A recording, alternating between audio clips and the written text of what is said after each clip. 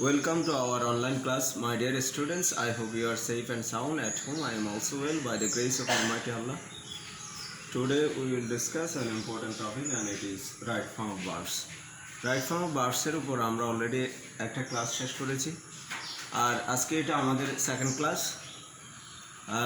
Tag question এবং completing সেন্টেন্সের উপর আমরা 4টা করে ক্লাস শেষ করেছি। আপাতত এটা এই দুইটা টপিক শেষ। এখন থেকে আমরা এই একটা টপিক যেটা করব সেই টপিকটার ধারাবাহিকভাবে 4টা 5টা যতটা ক্লাস লাগে ততটা ক্লাস করব। যাই হোক, এর ওই ধারাবাহিকতায় আজকের আমাদের টপিক হচ্ছে রাইট ফর্ম অফ ভার্বস।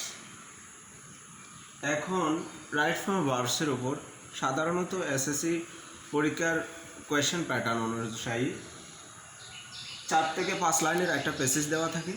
ওই প্যাসেজের জন্য একটা বক্সে ওয়ার্ড দেওয়া থাকে, অনেক সময় 8টাও দেওয়া থাকে। একই ওয়ার্ড দুইবার ব্যবহার করতে হয়। 9টা দেওয়া থাকে, 10টাও দেওয়া থাকে, অনেক সময় আবার 12টাও দেওয়া থাকে। যাই হোক, এই বক্সের ওয়ার্ডগুলোকে আমাদের গ্যাপস ফিল আপ করতে হবে বা গ্যাপসগুলো ফিল আপ করতে হবে।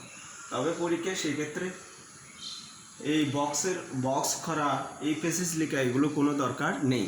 জাস্ট আমরা অ্যান্সার হিসেবে এ থেকে যে পর্যন্ত লিখে জাস্ট ওয়ার্ডগুলো পরিবর্তন করে বসাবো।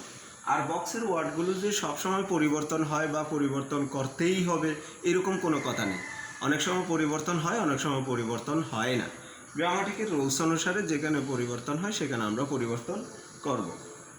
আর এই রাইট ফর্ম ভার্বসগুলো পারার জন্য বারবার বলে থাকি দুটো জিনিস বেশি জানা দরকার। 1 নম্বর হচ্ছে যে প্যাসেজের অর্থ বোঝা, প্যাসেজের মিনিংটা বোঝা, আর বক্সের ওয়ার্ডগুলো জানা।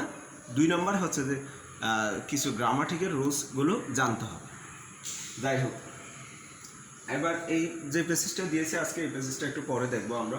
One day the great poet Ferdousi নিয়ে একজন ইরানি বিখ্যাত কবি, আর সুলতান মাহমুদের সাথে তার একটা বিখ্যাত ঘটনা আছে।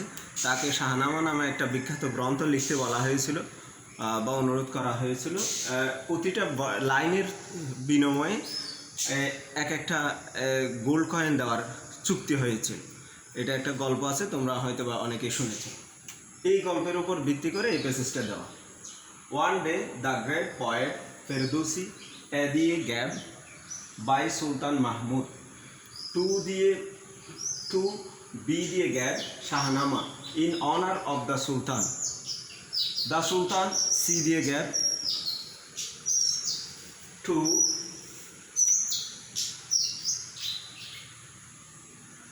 to pay a gold coin for each verse. Ferdowsi D দিয়ে gap the writing and it E দিয়ে গ্যাপ found F দিয়ে gap 60,000 verses. Now Sultan Z দিয়ে gap to pay 60,000 gold coins. He H দিয়ে gap to pay silver coins instead of gold coins. The poet I দিয়ে gap to take silver coins and dash to his village. যাই হোক, এবার আমরা solve করব। 1 নম্বর, one day the great poet Ferdowsi. One day দিয়ে যদি কোনো প্যাসেজ শুরু হয়, সাধারণত ওই প্যাসেজটা ওয়ান্স দিয়ে শুরু হলে, ওয়ান ডে দিয়ে শুরু হলে, লং এগো দিয়ে শুরু হলে সাধারণত ওই প্যাসেজটা পাস্ট ইনডিফিনিট টেন্স দিয়ে ফিল আপ করব। One day the great poet Ferdowsi, by যেহেতু আছে, বাই দিয়ে যেহেতু একজন ব্যক্তির নাম দেওয়া আছে, তার মানে আমরা বুঝতেই পারছি যে গ্যাপে যে ওয়ার্ডটা হবে এটা একটা অক্সিলারি দিয়ে ভার্বের পাস্ট পার্টিসিপল ফর্ম হবে। কীভাবে বুঝতে পারছি? বোঝার উপায় হচ্ছে যে বাই দিয়ে কোনো কিছু থাকা মানে ওই সেন্টেন্সটা প্যাসিভ মোডে থাকা, আর প্যাসিভ মোডে থাকা মানে হচ্ছে যে একটা ভার্ব অক্সিলারি দিয়ে ভার্বের পাস্ট পার্টিসিপল ফর্ম যাওয়া। এখন ভার্বগুলোর মধ্যে দেখা যাচ্ছে আক্স একটা ভার্ব মানে হচ্ছে যে এমনি আক্স নর্মালি অর্থ হচ্ছে জিজ্ঞেস করাও বোঝায়, কিন্তু এখানে জিজ্ঞেস করা না, বলা অর্থে। One day the great poet Ferdowsi was আক্সড মানে বলা হয়েছিল, ওয়াজ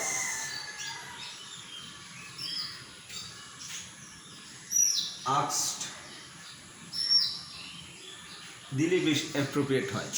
ওয়াজ আক্সড মানে বলা হয়েছিল বাই সুলতান মাহমুদের দ্বারা সুলতান মাহমুদ বলেছিল to dash Shahnama.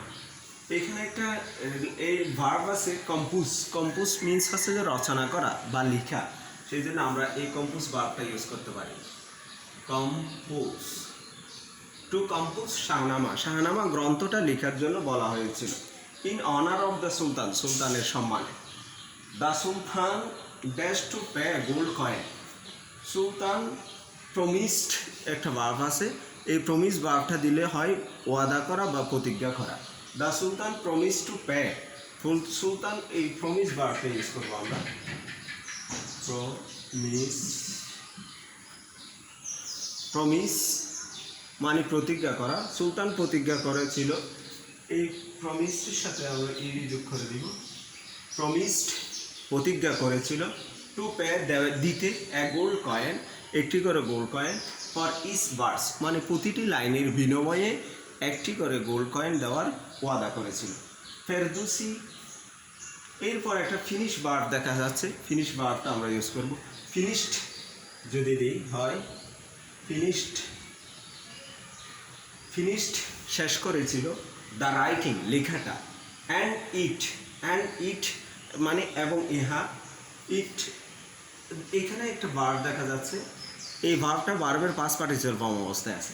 Past participle form থাকলে সাধারণত এইরকম যদি বি থাকলে আমরা নর্মালি পাঁচটা অক্সিলারি ভার্ব চিন্তা করি, am, is, are, was, were. এই পাঁচটা অক্সিলারি ভার্ব থেকে একটা চিন্তা করি।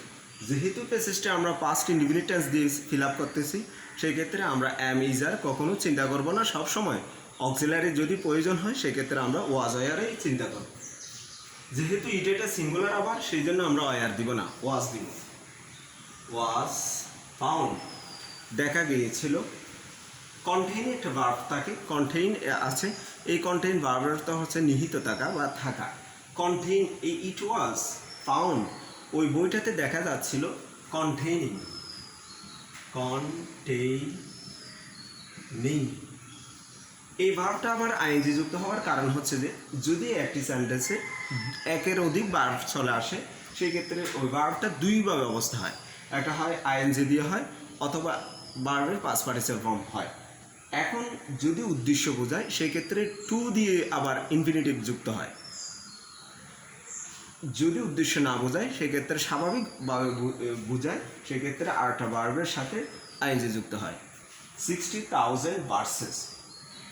নাও সুলতান, এখন লিখে যেহেতু শেষ, নাও সুলতান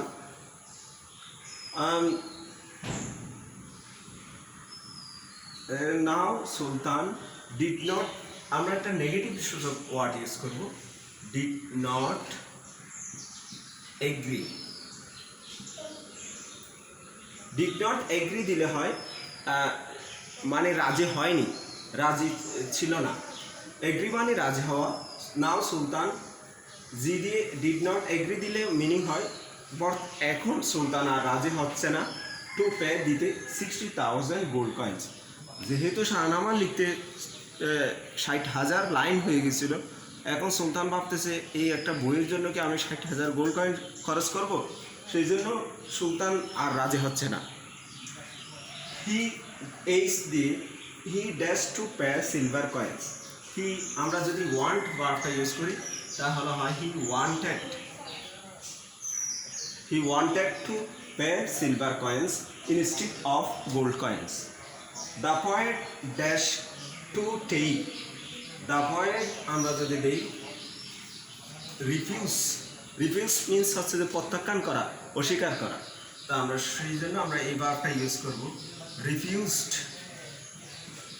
দ্য পয়েট রিফিউজড মানে কবি প্রত্যাখ্যান করেছিল টু টেক সিলভার কয়েন্সগুলো নিতে প্রত্যাখ্যান অস্বীকার করেছিল। মানে আমার সাথে চুক্তি হয়েছিল, কবি বলতেছিল গোল্ড কয়েন দেওয়ার জন্য, এখন কেন আমি সিলভার কয়েন নিব, এখন কেন রূপার কয়েনগুলো নিব না। অ্যান্ড বলে একটা রিটার্ন ভার্ব দেখা যাচ্ছে, আমরা রিটার্ন ভার্বটা ইউজ করি। Returned to his village.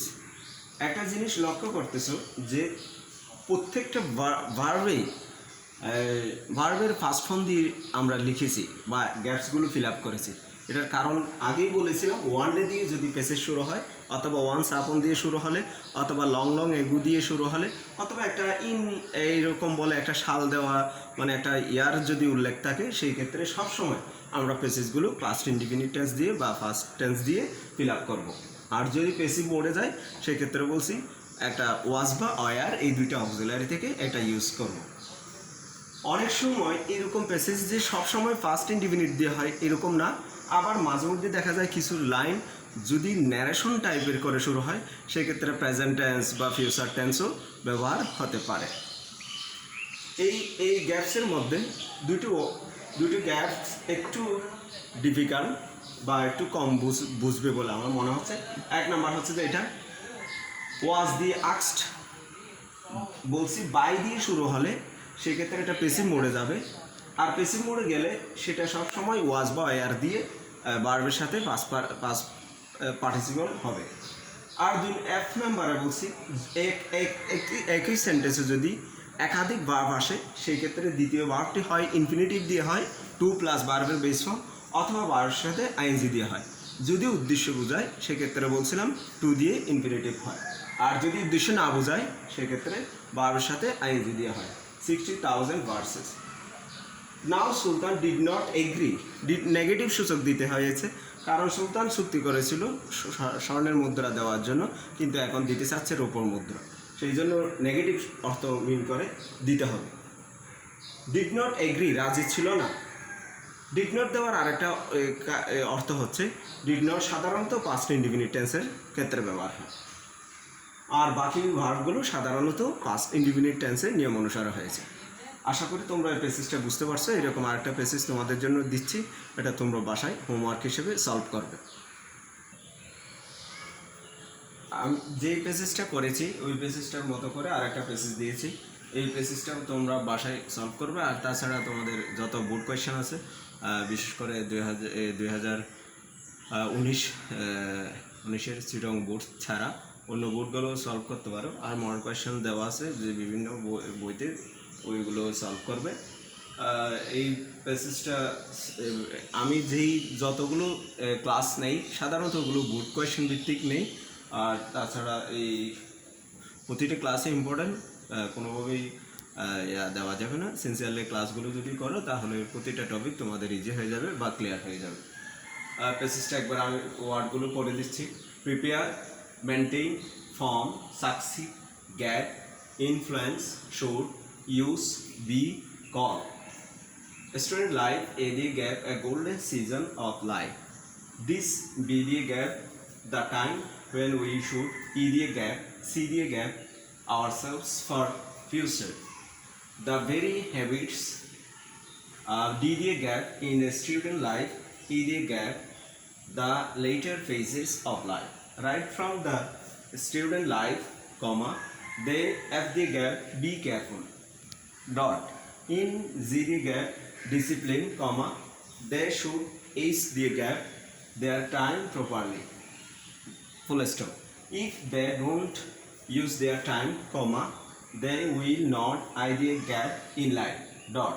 They should the gap punctual from their very beginning of their student life. এই পেসেজটা ভালো করে মনোযোগ দিয়ে বাসায় সলভ করবে। আর যদি কোনো সমস্যা হয় না বুঝতে, সেটা আমি পরবর্তী ক্লাসে জিজ্ঞেস করবো বা ক্লিয়ার করে দেব। সবাই ভালো থাকবে, সুস্থ থাকবে, এই প্রত্যাশায় ক্লাস শেষ করছি। Thank you all.